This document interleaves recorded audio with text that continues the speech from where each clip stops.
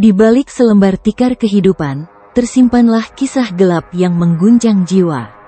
Nico, seorang karyawan toko komputer, tanpa sadar terjebak dalam alam mimpi yang mencekam setelah sebuah peristiwa tragis di kereta api. Namun, apa yang sebenarnya terjadi? Mari kita gali lebih dalam.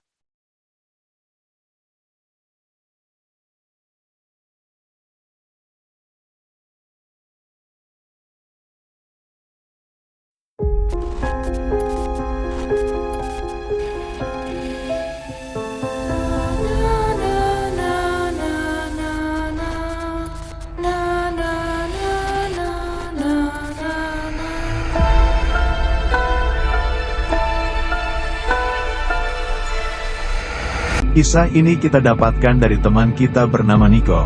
Saat itu Nico ada seorang karyawan di sebuah toko komputer di sebuah mall yang besar di Jakarta.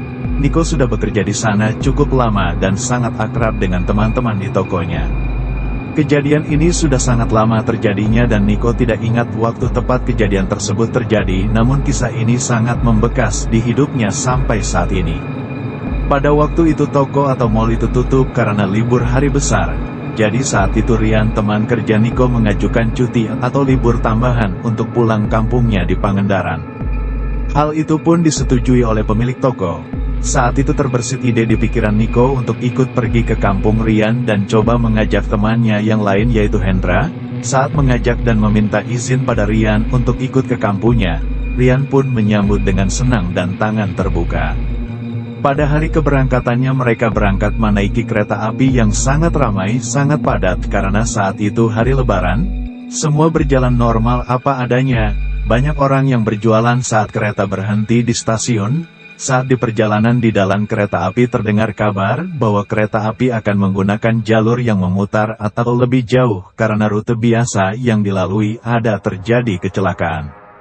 Saat itu pun Nico, Rian dan Hendra harus turun di stasiun yang agak lebih jauh dari seharusnya. Setelah sampai di stasiun tersebut mereka naik kendaraan umum lagi untuk sampai ke rumah Rian. Setelah sampai mereka sangat lega karena semua lelah terbayar dengan suasana yang sangat nyaman dengan pemandangan yang indah dan disambut oleh keluarga Rian dengan sangat ramah. Saat sampai di rumah Rian waktu itu sudah sore hari, jadi mereka segera berbersih diri dan istirahat. Malam pun berlalu begitu saja. Keesokan harinya mereka pergi ke daerah pantai dengan suasana yang ramai dengan pengunjung ya, biasa hari kedua lebaran. Banyak keluarga yang sedang berwisata di pantai. Singkat cerita mereka melalui semua itu sampai pada saat sore hari dan Nico dan Hendra harus pulang kembali ke Jakarta karena esok hari harus bekerja padahal mereka masih sangat ingin beristirahat di rumah Rian. Pada waktu malam hari Nico dan Hendra berangkat dengan bus ke arah Bogor. Mereka berpikir bisa istirahat di dalam bus. Namun saat bus berangkat keadaan di dalam bus sangat penuh. Melalui jalur yang berkelok-kelok yang membuat Hendra mabuk kendaraan dan muntah-muntah di dalam bus. Namun untungnya Nico membawa beberapa kantong plastik hitam. Sampai beberapa jam perjalanan Rian pun ikut mabuk kendaraan dan muntah. Dengan seiring waktu penumpang bus mulai banyak yang turun dan bus jadi sepi. Saat itu Nico menyarankan Hendra untuk pindah ke kursi lain agar mereka bisa tidur baringan. Hendra pun setuju. Mereka pun tidur dengan pulasnya di dalam bus tersebut dan tiba di stasiun Bogor.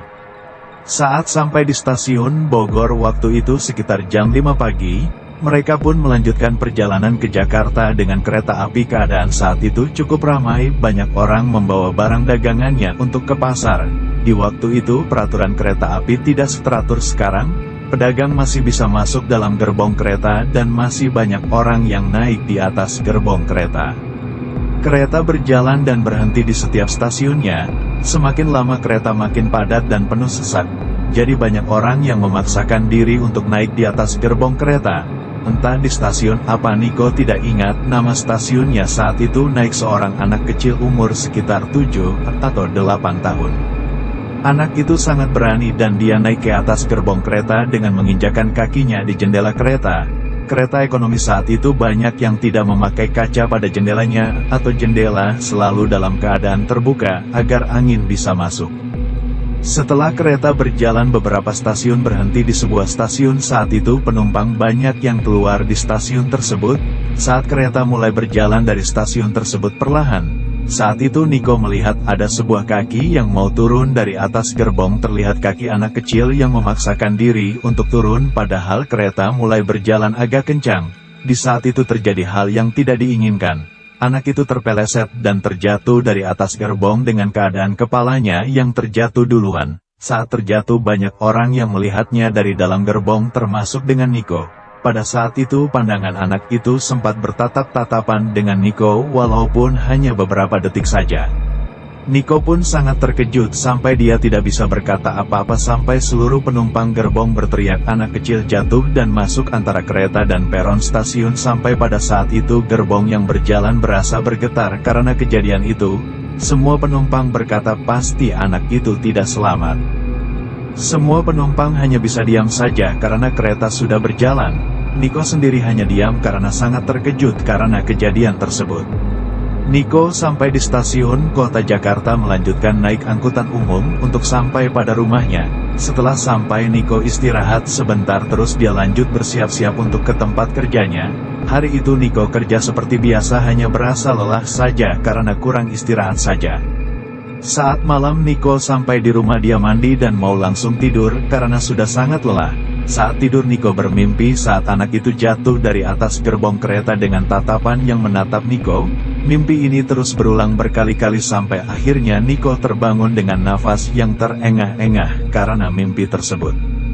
Pagi pun tiba Niko bekerja kembali seperti biasa saja hanya terganggu karena kurang tidur. Saat malam tiba Niko tidur dan kembali mimpi anak kecil itu datang lagi. Namun dalam mimpi kali ini Niko berada di sebuah sekolah dasar. Saat itu Niko sedang masuk ke dalam sebuah kelas dan dia melihat ada anak yang bersedih dan Niko pun mendekatinya dengan niat mau menghibur. Saat didekati anak itu sedang menunduk dan menangis. Niko pun memenggang pundaknya. Seketika itu anak itu langsung menerkap Niko dengan memperlihatkan wajahnya yang hancur. Seketika itu Niko bangun dari tidurnya. Saat itu jam masih menunjukkan jam 2 pagi. Niko tidak tidur lagi karena ketakutan itu. Saat pagi tiba Niko berangkat ke tempat kerjanya, namun Niko terlihat sangat kelelahan karena kurang istirahat berhari-hari.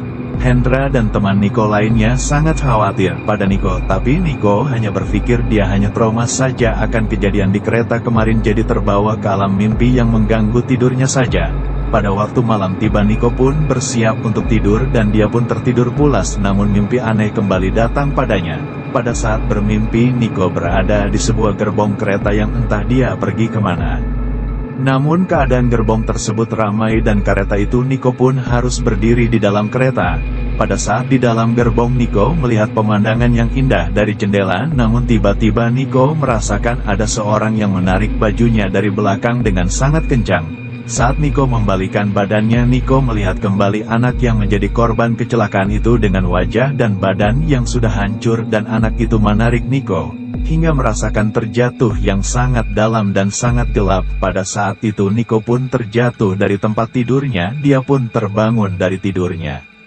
Niko sudah sangat kesal dengan keadaan ini. Saat pagi tiba Niko kembali bekerja dengan tidak semangat. Saat siang Niko mau makan siang dia berpapasan dengan temannya yang bekerja di toko lain. Temannya menyapa Niko dan berkata kalau kerja jangan bawa ponakan lah, malah masih pakai seragam sekolah lagi. Niko makin bingung dengan perkataan temannya itu. Namun dia sadar ada yang tidak beres pada dirinya, karena saat itu dia berjalan sendiri tidak membawa anak kecil. Sehabis pulang kerja Niko langsung pergi ke tempat kenalannya yang mengerti hal tidak wajar seperti ini atau hal kasat mata.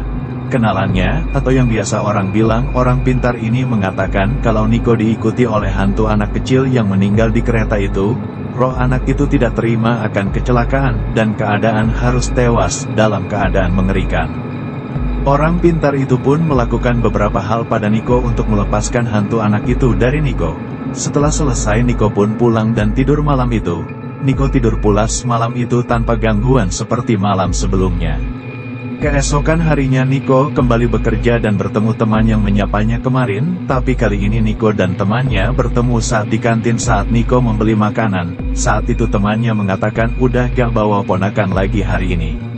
Niko sambil tersenyum menjawab, orang tua ponakan gua udah pulang, jadi anak itu udah ikut orang tuanya lagi.